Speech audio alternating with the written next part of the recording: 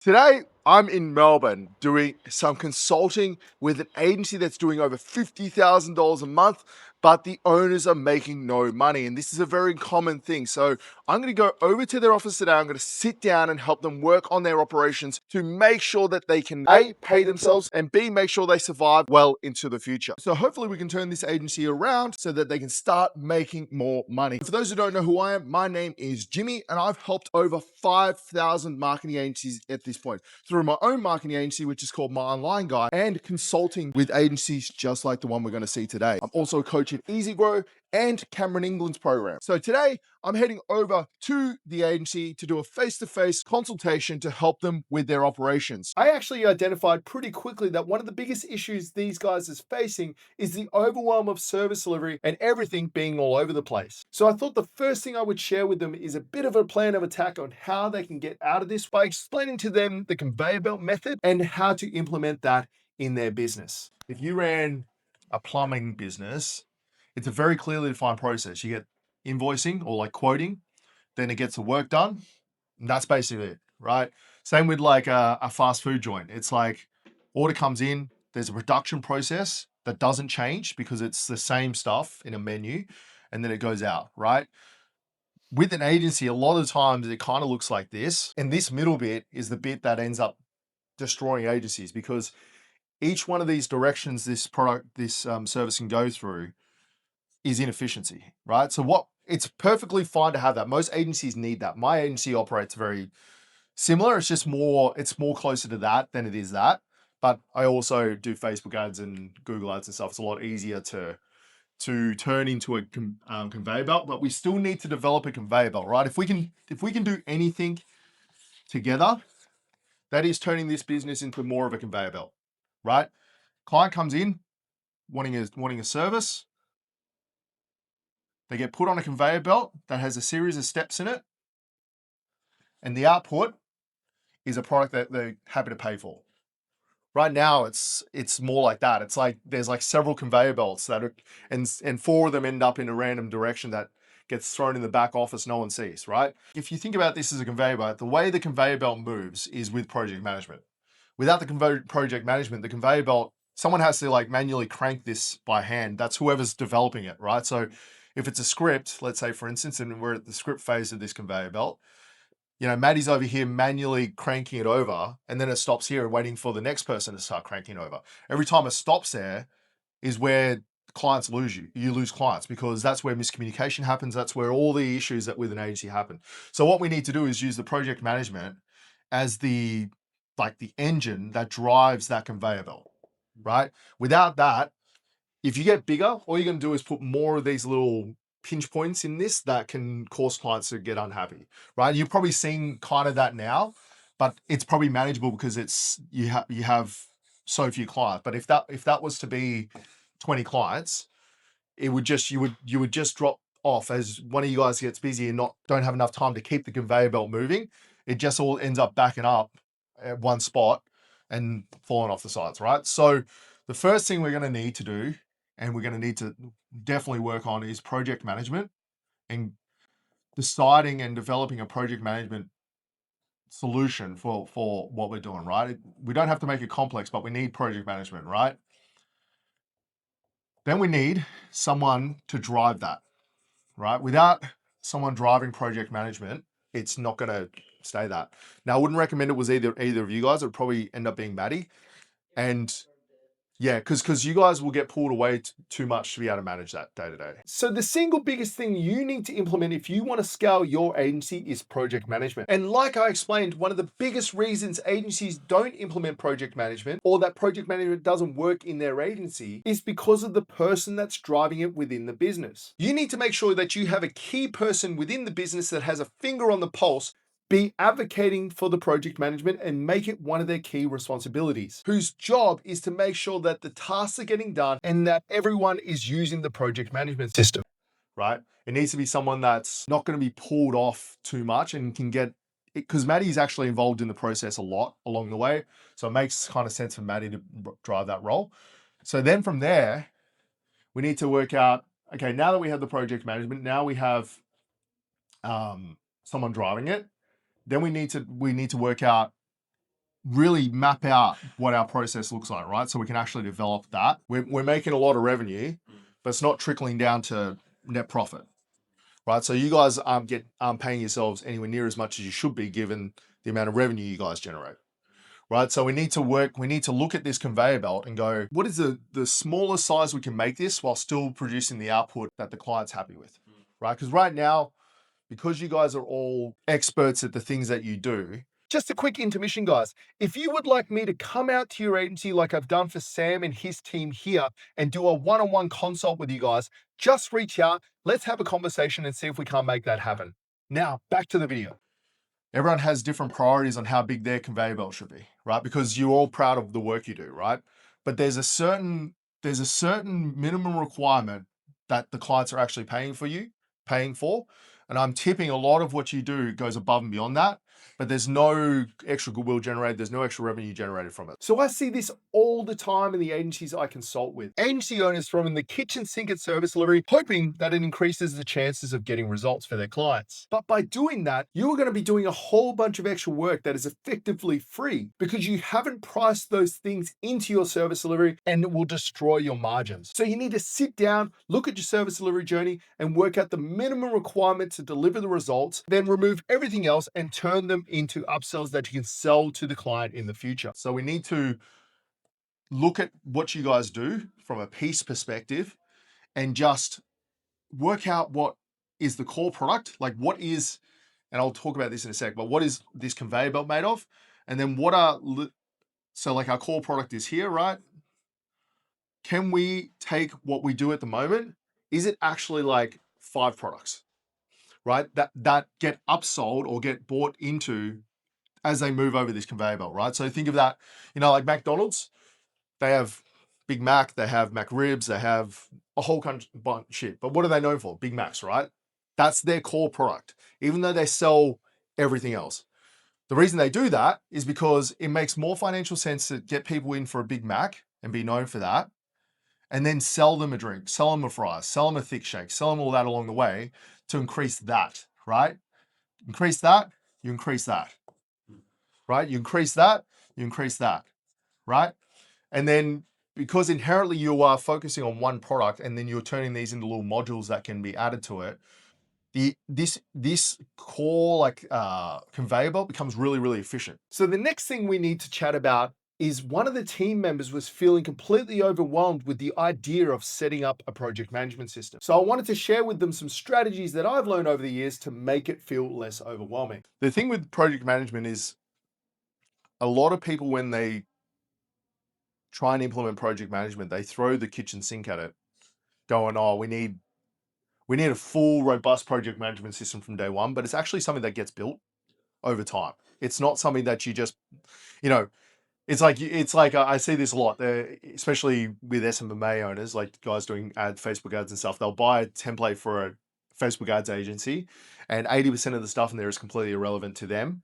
It's just like they like the idea that they're doing it properly, right? But what people don't understand is that properly is actually whatever this is here for you is properly, not what some other agencies do in the US. You don't want to be a copycat of another agency. You want a process that's clearly developed for how you guys work, right? And where you are. So we need to work out what would be the best fit from a project management system. The best way to do that is actually to start talking a little bit more deeper about the processes we like, how it moves through the business. Like we're going to map out it's called a service delivery journey, right? We're going to map out a service delivery journey from start to finish. Mm-hmm.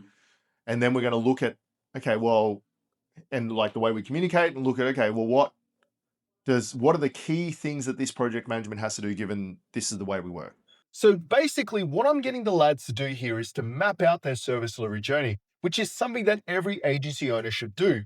Basically, what you're doing is listing the steps on how the clients move through the business. The goal of doing this is to look at your business holistically and reflect on what parts really need to be in there to deliver the service versus things that are in there for the sake of being in there, which you can then remove to be more efficient and, like I said, use as upsells in the future. So one thing we discovered by doing this, which was actually killing their margins and is one of the reasons why they couldn't pay themselves very much, is how custom their service delivery is. So I really wanted to explain to the guys why we need to remove the variability from their service delivery journey and try and make their service more productized. There's this super important line, right?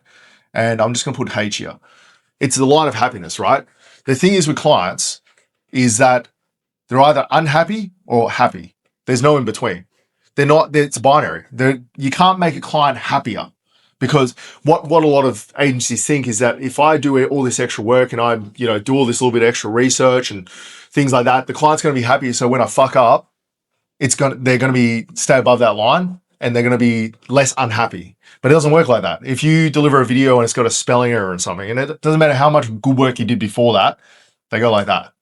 Right? So our objective is actually just to stay above this line, because the closer you can stay to being above that line, the better the margins will be. Everything above and beyond that, generally clients are not going to pay for. So so what I tell people is, like, if you're going to, there's always things that everyone's got personal bias of, like, we think we need to do, but if you actually remove the personal bias and go, am I doing this because it makes the client happier, or are they happy already? And if I didn't do it, it wouldn't matter, right? Because we know that if they go above that, it's not gonna make a difference. Because above this line, they're going to refer people. Above this line, they're going to pay you every month. Above this line, they're going to do whatever. But up here, they're not going to pay you more. They're not going to give you more referrals. It's just once they're above it, right? So our objective is just to keep them above that line the whole time and not let them drop below, right? So that's a good example of that, right? Like, if you've found a process of, actually personal stories work better anyway, and it removes a lot of variability because there's only so many formulas for doing personal brand videos, then it makes way more strategic sense, because you still get the result, probably arguably better results in some cases, right? Just depends on if they're a boring person, it gets a little bit hard, right? But if they've lived a life and they've got some stories and they do interesting stuff, you remove that and that, because the formula stays the same for everyone. And then you increase margin because everyone's going on the same belt. You don't have to build out all this infrastructure to go, okay, well, what do we do for a mortgage broker? We need to spend an extra 10 hours coming up with ideas. So we have to build this whole new conveyor belt just for people that are like that, or people that are in the middle. It's like, no, everyone gets on this ride because now they're all doing the same thing. Like a lot of agency owners out there, Sam found it easier just to do tasks himself than taking the time to explain it to the team. So I really wanted to take the time to explain the ramifications of doing that.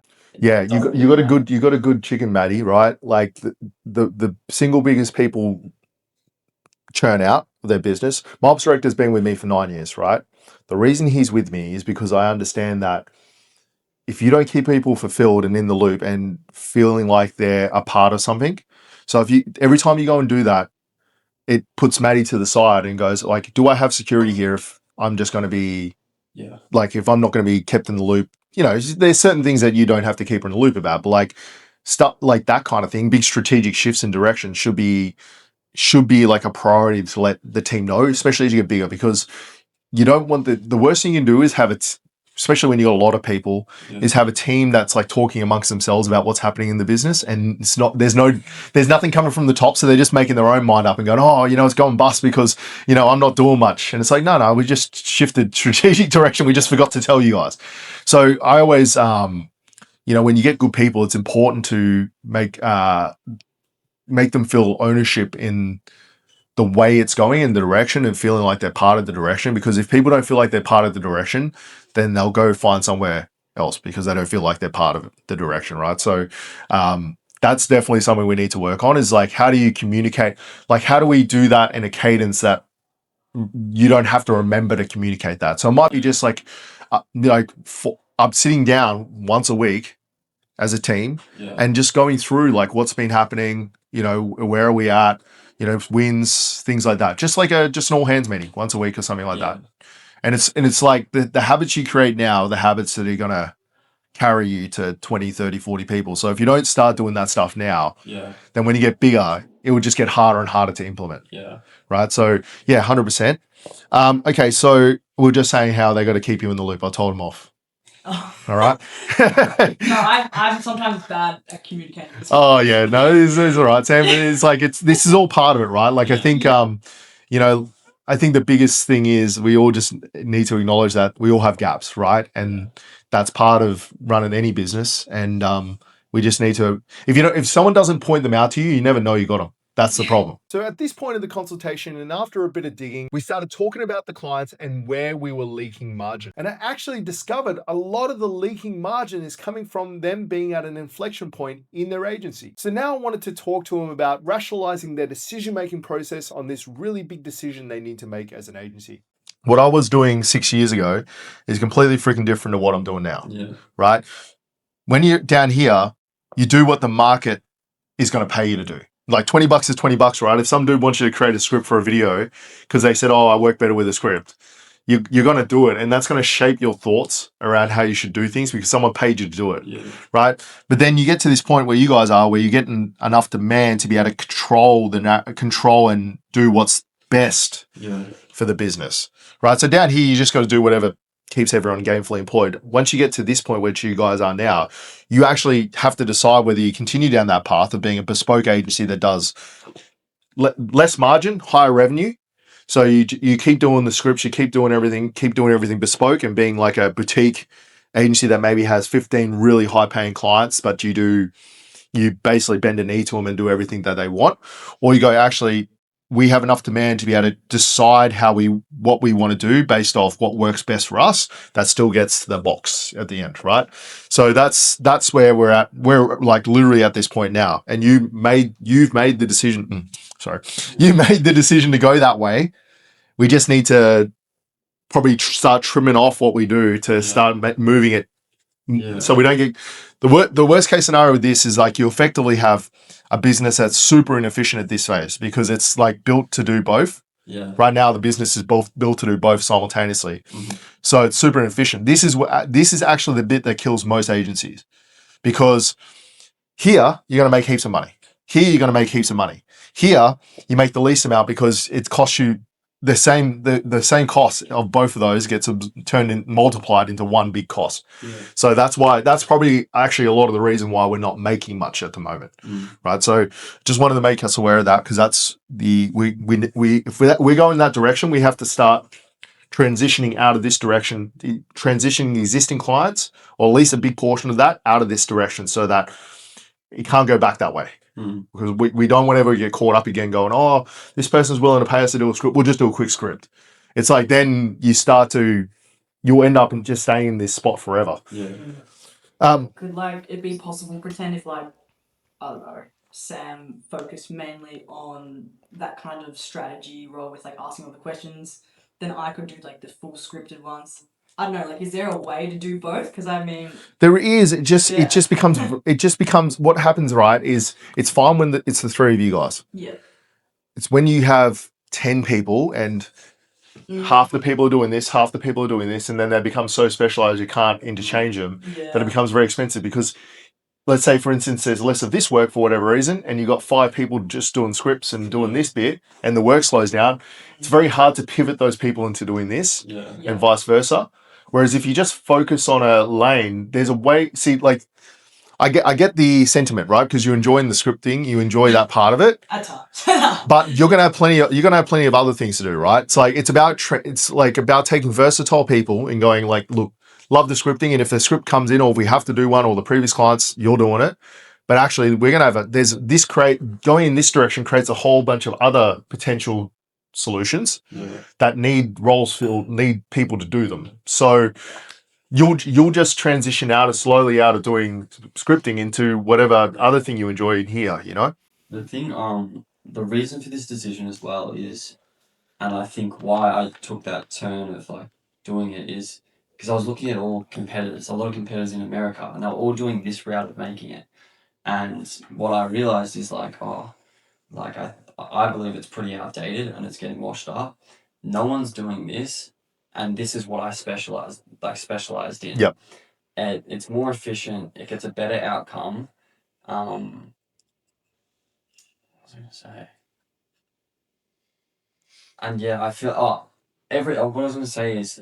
everyone on social media likes to talk about the new content style that you should do. And I got so caught up with looking at all these people and being like, oh, we should try that, we should try that. And that led to all the variability. Yep. And I realized at the end of the day, every piece of content, like every format works. And it's like, but if we try and make every piece of content work, like we're going to be a master of nothing. So I was Yep. like, let's focus really hard on just a few specific formats, be known for that and get extremely good at that, because then no one can compete with us.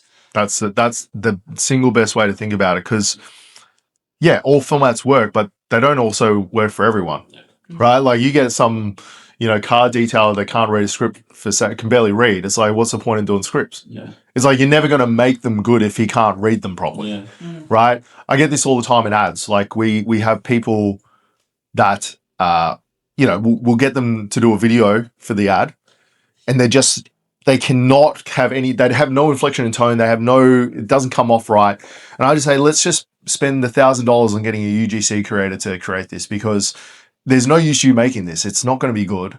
It's going to feel forced, and you're not going to get the outcome. So it's like, yeah, there's a format for every type of person. And I feel like this covers more of the market as people than doing that. Because for every person that's willing to talk shit about their life and talk about stories, and people love talking about themselves. There's like, let's say there's 10 people here, there's like one person that's comfortable reading off a script that can really knock it out of the park.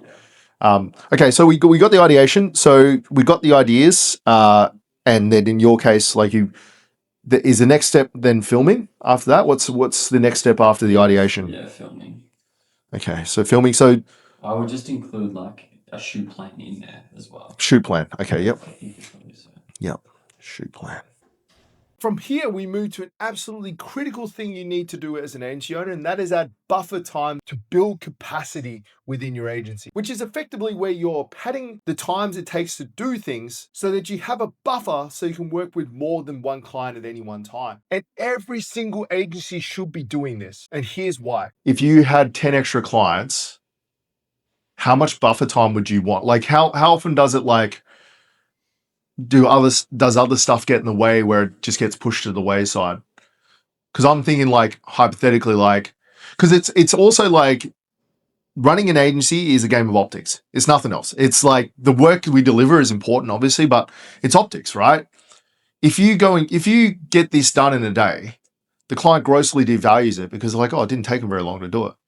Whereas if you tell the client it takes a week because there's a lot of work and everything like that, and it only takes you a day, it increases the value of it optically, right? Gives you more buffer because, like website, right? It takes me and my team maybe 15 to 20 hours to build a website, decent website. We tell the client it takes 8 weeks because optically, if I turn around and client, I'll have this website done for you in 2 days, it's all good. It's like, okay, well, why did I pay you $6,000 for it then? I'm just paying you $3,000 a day to build this website, right? Whereas if we say it takes 8 weeks, the main reason we do that is because we might get a big burst of websites in the space of 2 weeks and we have to do 10 at the same time, right? It's like this is like, we need to set the expectation with the client that these are the milestones and the times that we are going to do for optics sake, and also just to give you guys some breathing room just in case something doesn't go right. Like I said, if you get sick and you can't do the scripting or something and you're busy on a shoot or something like that and no one can do it that day, you have to account for things like that. Right? So we have to work out on the onboarding. So that happens in onboarding, right? What does this process look like? How long are we telling the client it takes to give us a buffer plus add value to psychological value to it, right? So right now, just put a day next to it, just because that's how long roughly it takes. And then shoot plan gets done. Realistically, there's no reason for it to take 2 days. Realistically, I reckon up until filming, this could be done in a day. I say plus. That's best case scenario though, right? Yeah, best case scenario. Yeah, we got to account for the worst case scenario because how often does the best case scenario actually happen? And you're only small now. Wait till you have 10 people in the team and 3 of them are sick and one's on a stress leave day and you're like, okay, well, we got 4 that we need to do today and 4 members of the team are gone that would have done it. So yeah, it's like best it's a big trap. A lot of agencies do this, like especially in Facebook ads, especially they'll be like, oh, it only takes me a day, so I'll tell the client I'll have these ads up in 4 days. And I was like, dude, like why? What is the benefit of doing that? You're not going to like what you're trying to do by saying it takes a day is you're trying to move that line up there because you're like you think that they're going to think they're happy, like they're going to be happy because it doesn't take as long, right? What I like to say to clients that get upset about that is, you lived this long without content. I'm sure you can wait another week for it to be done, mate. You've lived your whole working career without it. An extra week is not going to break your business, mate. So, most of them are fine with that. So, again, it's about balancing this and going, okay, well, we know the client's going to be happy as long as we get it done in that time frame. We set appropriate expectations. Getting it to here by doing it a day actually has potential risk of creating this negative connotation that, oh, the strategy is just like done with GPT and it takes 2 minutes to do because it only takes them a full day to do all this. When actually, like, you should be making it out like it takes a lot of work, which it does. It's just you guys have gotten faster, but the client optically shouldn't know that, if that makes sense. And at this point, we started talking about the nuts and bolts of the actual delivery of their service. And one big problem that they're facing, that a lot of agencies actually face, is how to deliver consistent results when the owners of the business are stepping away from the physical service delivery. And I always tell the agencies that I consult with that you need to treat your agency like a Gordon Ramsay restaurant. And here's what I mean by that. Gordon Ramsay's not physically in each one of those restaurants, clearly. How it works is he pays some Mexican dude $6 an hour to cook the food. And then there's a really, really expensive chef at the pass to make sure everything's to a to Gordon Ramsay standard. He is like the representative of Gordon Ramsay, but the cooks are just any old cook off the street that's trained in the way they do it, right? And then the standard is kept by that pass chef. So that's your role, right? Is you're maintaining the standard that the clients expect so that they stay above that line when they get the output, basically, right? At this point, Taj actually brought up a really good point about how to keep consistency and motivation up in your team, because he was finding that the quality of the work that was coming out of his team was dropping off. And what was happening is the team was doing really good work for a couple of weeks and then it would slowly fall off a cliff. And here's what I suggested to him to fix that. Has he managed Filipinos before? Yeah, he's got it. Okay, good. He said I'll bring my editors on the team as well. Oh, cool. He's got 2 editors himself. Awesome. Okay, well, that sounds like it's going to be a good fit then, because I've got about 40 Filipinos, Really? right? Yep. My agency's quite large. We don't have, I was saying before we had a lot of Aussies. Yeah. I basically just swapped a whole bunch of Aussies for Filipinos. That's why I make so much money now, if I'm being completely honest. And I've learned how to manage Filipinos very effectively, because it's not like managing Maddie. You can't expect the level of output you'll get from someone like Maddie from a Filipino if they're not motivated the right way, right? So little things like the disparity between the people that are like have the attention to detail and people not, easily solved with group KPIs. If you just said, hey, as a team, we will give you an extra $1,000 a month if we meet these certain criteria, whatever they are, right? As a team, not individually. So they all are relying on each other doing good work, as opposed to one person standing out and the others getting demotivated. They kind of work harder for each other, not you guys, if that makes sense. Super effective way of getting them to do things. So if you were to let's say they spend too much time picking up errors. Okay, well, we're gonna have this where, as a group, if we have less than 5% of the videos have an spelling error in them, we're going to give you guys $200 between you. And it will just be divvied up evenly. Things like that, right? So you hold them account. It's like when I was in the Navy, if you made a mistake, they would make everyone around you do push-ups, but not you. When you were doing anything to drill based, like I said, if you messed up, you would literally have to stand there and watch people around you looking at you doing push-ups, 20, 30 push-ups at a time. And you learn very quickly not to make mistakes. That's effectively what you do there, is you're just going, they don't want to be the one responsible for the team missing out on money, so they really put extra effort in. Another issue these guys were facing is that the loudest clients were getting prioritized, which would pull time away from the rest of the clients that they had. So I explained to them why they can't let that happen to them. And I also explained the power of a trifecta of leadership. Do you prioritize that person because they've complained? I just prioritized with some of the editors to crank out A-roll. Yep. Yeah, because what you'll get, and 9 is a small sample size, but you know, like I said, I've got 70 Facebook ads clients and 50 Google ads clients, right? So I've got 120 clients in my agency. You find that the guys that click on that, if they complain, they get stuff, will just turn into massive complainers about everything, even if it's not warranted. Like for that one, like not even a complaint, it's just like genuine question. Like It's just up to we just communicate. haven't we haven't communicated. Okay. anything. Yep. Like he's very chill about it, but I could see that being something Matty helps with. If you guys are communicators, yeah. someone needs to communicate. So I'm the same. I'm a guy that likes to move fast through things. So I don't generally, you know, it's so funny. Cam and Pauline call me a tornado. So I'm like, I come through, I kick up a whole bunch of stuff, I break a couple of buildings and things like that. And then Pauline and Cam are the guys that put all the buildings back together afterwards. But like, so that's my role, is to come through and like shake things up, and then they come and make sure that everything gets done. Hmm. You need so a business is made up of three people a lot of the time, right? Trifecta. You got the visionary. So that's the person that comes up with all the ideas and, you know, sitting on the toilet and goes, oh, we should be doing this. Then you got the executor, which is the person that basically executes on those ideas. So for me, that's Cam in my business, right? And that's obviously me. Then you got the person that keeps both of them out of jail, right? Because a lot of the times when you're moving that quick, you do things that cause that, right? You cause ripples in this happiness because you're breaking stuff all the time, generally, right? So you need a third person in the business whose job is who has like a level of attention to detail that neither of you guys really have outside of your zone of genius, right? If you don't have that, you'll never scale, because this person needs to make sure. So that in our business, that's Pauline, and her job is purely go communicate clients, send invoices out, do the things that I forget to do. So it's not even like an EA role or anything. It's more just like there are certain levels of communication that need to happen here that aren't happening. Clearly, that's what's causing these ripples. Yeah. That's not because you're not good at communicating. Clearly, you guys are both good at communicating. It's just you've got other things to focus on to make sure that this conveyor belt keeps moving, right? So you need someone that can look at this and go, this is when I communicate this. This is when I communicate this. This is when I communicate this.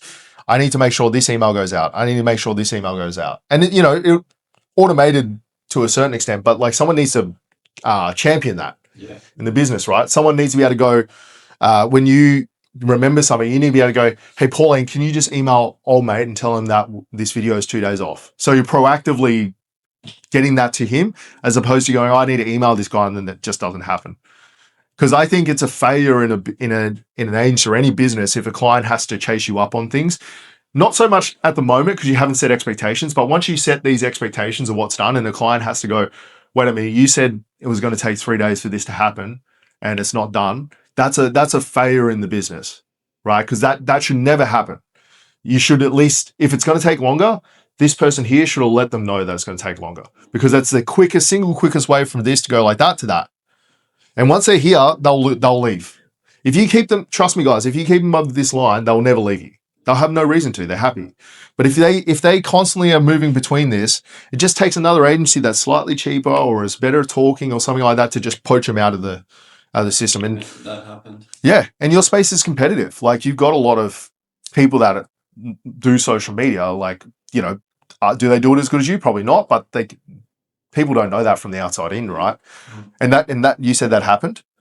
Yeah, and it's because, if you were to do a post-mortem and really look at it, it was literally because we were not leading. Yeah. And not communicating what was going on. The biggest thing to remember with agencies, right, is that these guys, they're trusting, we spoke about this, right? They're trusting their livelihood to you for that period they're working with you, because that you are doing something they have no idea how to do, right? So there's a level of trust that's involved with that. You not communicating things is like breaking their trust, right? Because they imagine, a mechanic having your car, you know nothing about cars, a mechanic taking your car and saying, oh, I'm going to fix it in 2 weeks. 3 weeks go by, you haven't heard anything from them. You don't know anything about cars. You don't know how long it's supposed to take. You need the car.